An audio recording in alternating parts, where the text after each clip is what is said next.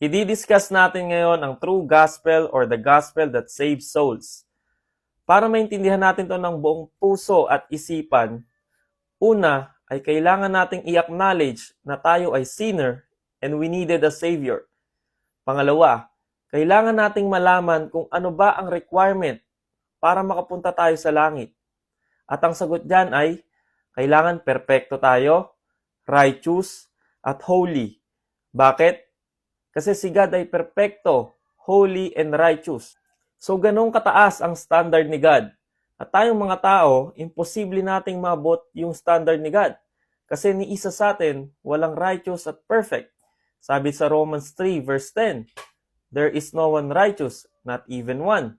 Bakit? Romans 3:23, for all have sinned and fall short of the glory of God. So sa madaling salita, imposible sa tao na makapunta